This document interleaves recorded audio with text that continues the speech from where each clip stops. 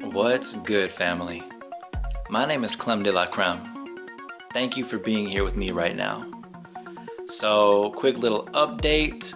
It's been finals week, and so I ended up not doing any postings and things like that. But I did have to record a quick little video assessment of one of my projects, so I'm going to end up putting that also online, which you'll be able to see soon enough.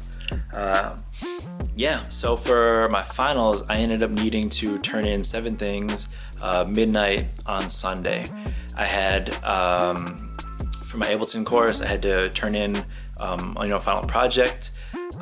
For the sound engineering course, I had to turn in also a final project, audio project, and I had to write just a 1,000-word paper explaining just the sessions and different things like that. And I needed to write, I did not have to write, I had to turn in an audio project, and I needed to do a video presentation assessment of my project for my composition class, which I mentioned a little bit ago. And for my DJ course, I had to write just a 1,000-word essay, and I supposed to have an assessment on Thursday, but they sent out an email because of the coronavirus saying that classes are canceled as of tomorrow. So I don't know what they're going to do about doing the DJ course, because they're rescheduling other classes to be online and to make the last couple of days of the semester possible to finish the teaching. And for some classes like sound engineering, I'm in the sound engineering studio right now. And we don't have class. So I booked the studio already because I was planning on working on my own projects. But yeah, like sound engineering, there's certain things you kind of got to be there doing hands-on, and there's certain stuff that like when you're doing online classes you can't do. And that's one of the reasons why I came all the way to London to study, was because I didn't want to do these things online, because I've taken online classes before and there's some stuff that I can get from that, but there's other things that you're not going to get from that. Part of that is you can get an online community, but that's not the same as the community there in person. It's not the same as having your peers or your teacher there next to you while you're working on a project and being able to ask them. Like online classes, yeah, sure, people can send questions and messages, but it's not the same thing. So I'm not particularly happy about this, but it's the state of the world right now. We're going through times that we've never, us in our lifetime, we haven't experienced this before. So you got to do what you can and roll with it. And on the whole, I think that the world will gain some positive things from being, I won't say quarantined, but yeah, pretty much being isolated a little bit. It will give people time to reconnect with their families. It'll give people some time to, work on projects. If you're a creative person out there, like me, finish some projects, maybe start some projects you've been talking about, make that happen. And help people slow down, man. I know a lot of people who work too hard. I know people who don't take days off, and people who don't take vacations, who, need to make some time to make some of that happen, be able to slow down a little bit and be able to appreciate the different things going on around you. And maybe it's the world and the universe saying, there you go, take it, enjoy it. Anyways, I'm getting off topic. That has nothing to do with school in London, really, other than the closing down of school for now. Yeah, so for my projects, I haven't done academic papers in years. And if you remember my post before, I had trouble writing that one paper, a few weeks back, getting it within the time limit. Within the word count. And when finals time came around, it was no different. I was writing way too much and more than I needed to in some respects, and then also there was some stuff in there that just didn't need to be talked about. There's too much detail. People don't care about some of the amounts of detail that I was putting into it. So for example, I had written 1,300 words, and I hadn't even finished talking about the very first drumming recording session. And the whole project, the whole paper is supposed to be 1,000 words. So I was already over. But yeah, that was, Thursday I was already over, and I knew that. So I ended up scheduling time to meet one-on-one with one of the teachers from another sound engineering class. and they actually sitting right here when we went over the session, and they went through my paper with me where I was at. I was like, look, I am writing way too much, and I know I'm unfocused, and I'm not probably doing this correctly. Can you help me out? Because yeah, I'm not doing it right. So they sat down and talked to my paper and talked about some of the good points that I could keep, as well as let me know a bunch of stuff that was not necessary or things that could have been formatted differently. So rather than going into every single microphone I used and like all the placements and why I did it, like I just did a quick little mic sheet and saying what inputs they went in, what microphones they were, whether they needed phantom power or whatnot. I did not talk exactly about the placement on the mic sheet, but that's okay. I did talk about in the paper the placement of at least one microphone, maybe two microphones, and the reasoning for that. So yeah, that's good. And then I just kept it moving. I talked about all the different sessions. I talked about some of the reasons why you do certain things, what phasing is, the reasons you might need to turn phase on to turn the polarity, to basically switch the wave signals. So that way, I think that is the switch the polarity of the sound waves, because you have two microphones and they're both like hitting the same sound waves. Then some of the frequencies end up canceling each other out, and the recording sounds weak. And with drums, you don't want to have a weak recording. So if you have the two overheads, which are right there, and their recordings are essentially like trying to catch the same thing and they're canceling each other out, if you flip the polarity, it'll still have the same sound, but the waves will be going in opposite directions. And so they won't cancel each other out. And then you have a stronger sound. And the way that you do that is basically to press the button and listen and be like, which one sounds better? And you can hear it, it's clear. So you know whether or not, the phase needs to be flipped. Talked a little bit about condenser microphones versus dynamic microphones and why you might want to use different ones like that for drums and the kits and things like that. For the most part, you use lots of dynamic microphones because drums, they hit hard, and dynamic microphones, they don't catch up as many different signals, and they're not as sensitive as a condenser microphone would be. So what that means is they don't pick up as much of the bleed from the other drums, all that extra sound, and when you're trying to just mic individual drums, it gets a slightly more focused, more clean sound. So that's why I use dynamic mics for a lot of the kit when you're miking it, and the condenser mic more for like when you're trying to get like the whole kit or some more subtle things in the recordings. And then I talked about the other sessions. I talked about, the different roles that we played while being here doing this whole project, as producer, sound engineer, as, audio assistant.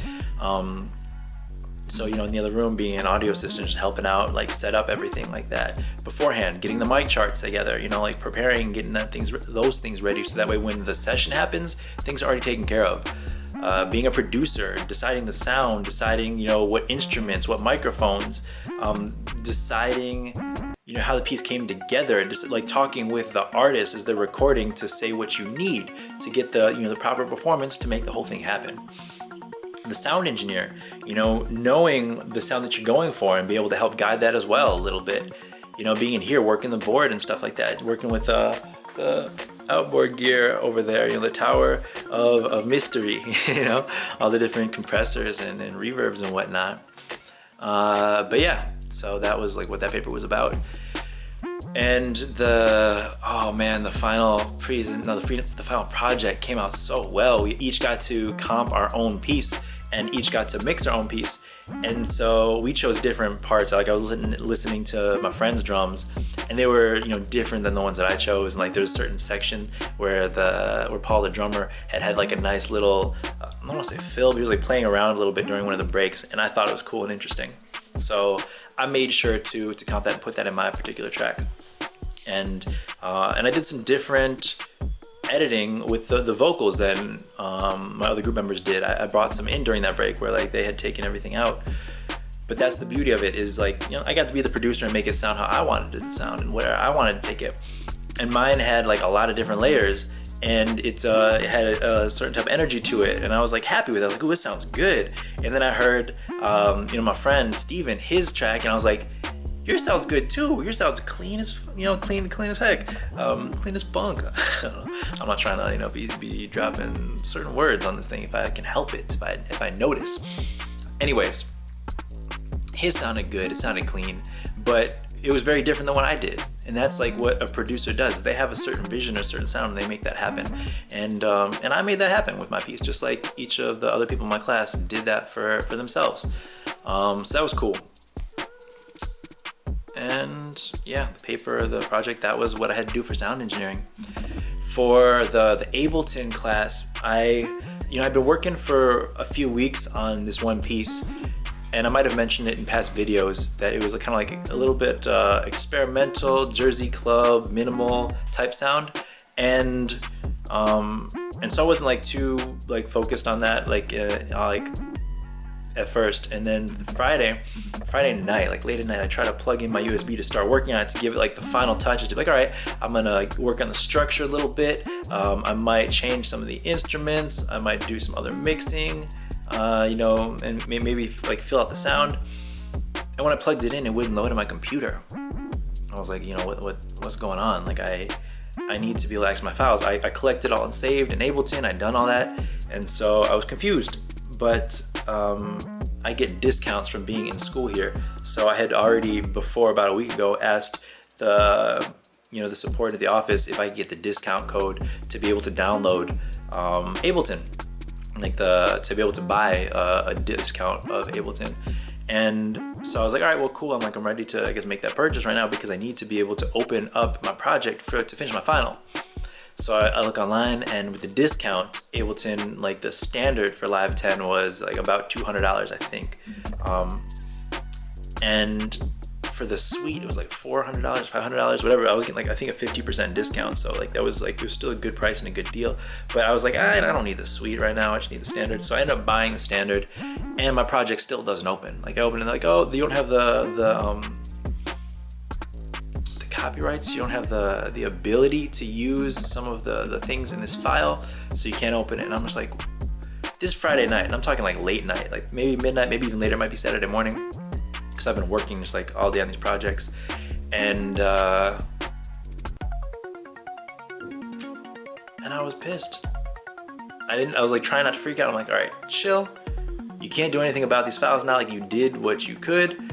Go online right now and check to see if you can book a studio at school, and we'll deal with this tomorrow. So I booked my Ableton studio, actually the studio where I get that class, and I went in the next day, and the files worked. They like loaded, but I only had the studio for 2 hours, so I went in there and I cleaned some things up. I labeled a bunch of stuff. I went through and did a little bit of mixing. I worked on the structure and the arrangement, and I added a new section that I think sounded good. Like I was like, ooh, like this, like some fun stuff in there at the end.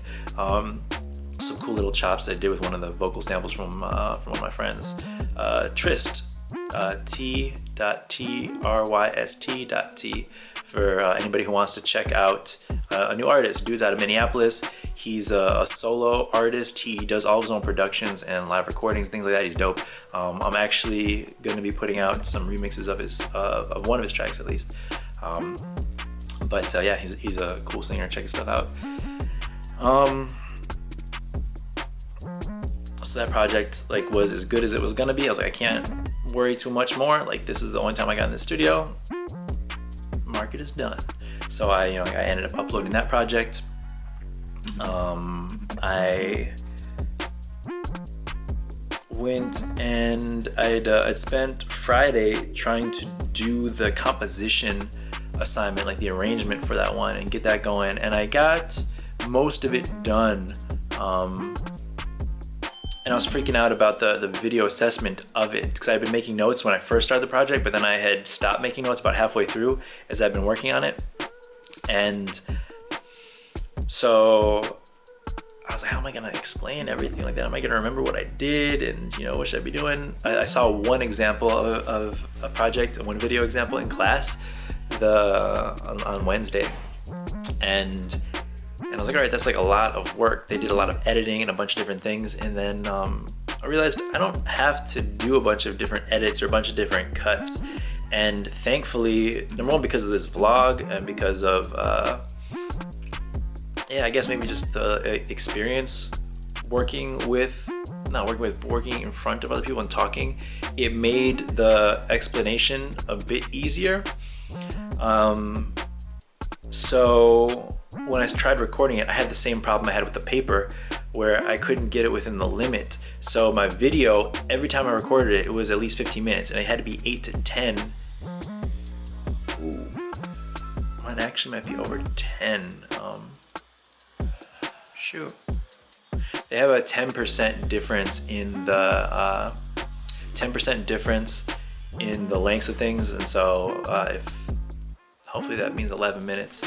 But yeah, that'd be unfortunate if I got marked off. I had recorded it like 6 times, I think, and the last time was the only time I got it under or what I thought was under the limit, you know, so hopefully that's fine. But I'm gonna put that assessment online so you guys can take a look at it if you're interested in seeing like the stuff I was creating and some of my decisions behind my creation. I'm not gonna go into that now because it's there in detail, and like I said, I'm gonna put that up so you can check it out. Project assessment done. I uploaded them. The video I ended up recording on Sunday and uploading that Sunday evening. And remember, everything's due midnight Sunday night, and so I was kind of worried about it because people were talking about servers crashing and like internet being slow. So as I was going along, I was slowly uploading different projects or parts of projects. So I uploaded the one paper on Saturday, uploaded the other like audio project for one of the things also maybe Friday, late Friday night I think I might have done that, and yeah, so I had this last paper, the sound, no, I had the DJ one too, shoot.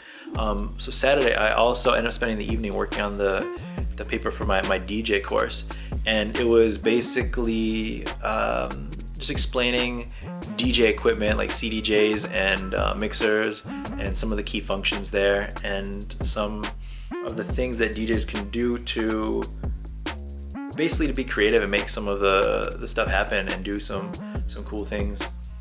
And so yeah, I looked on, got some photos and did some research to support my paper, did the bibliography and all that stuff, and it was also hard to make it stick to the limit, but I've been like getting better at it. So I finished it on Sunday, I believe, and Sunday I was spending more time as I'm going along checking the word count like every so often. Every time I finish a paragraph, I'm like, check the words, see where you're at and like your structure of everything you need to talk about. And I was hoping to talk about more, but like I didn't get to because of the limit. But even if I didn't go in depth in all the different areas, I did touch on all the areas, and some of them got more definition and explanation than others. But I got it done and submitted. And the sound engineering one, man, I was stressing about this one because like that was like the last.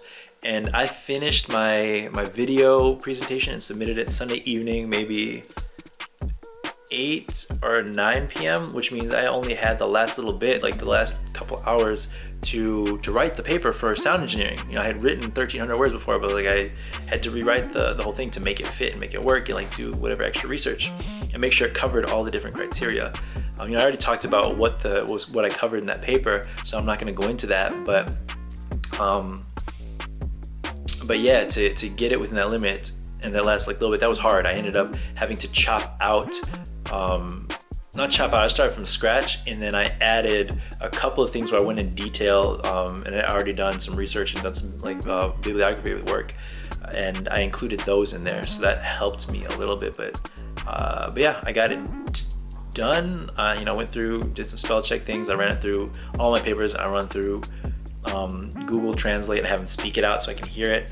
And I ended up looking back on paper later on after I submitted it, and I was like, I could have written some things so they sounded a little better, but I covered the topics and I covered all the different areas and touched on things, and so hopefully I did good. But that was finals week. I finished finals, and I like that night at midnight, after midnight, I'm like, I've been working on this stuff for days. I was crashing at my friend's place. He let me stay in his guest room to be focused on my work. And shout out Nick, man, I appreciate you, bro. And I I didn't know what to do. I'm like, what the freak do I do? Like, the quarantine's starting, so I can't go out and meet people anywhere. I can't do like whatever. And I ended up just like making a baked potato and watching some Dave Chappelle before going to sleep. And then yeah, went to school the next day and had our Ableton course. And I don't know why I couldn't focus. I was like brain dead in the class. When usually like I'm paying attention there, I'm like trying to, like, constantly in my head just like going every other direction and not being able to focus at all. Despite having a tea, and I finished class and I look outside, like in the communal area.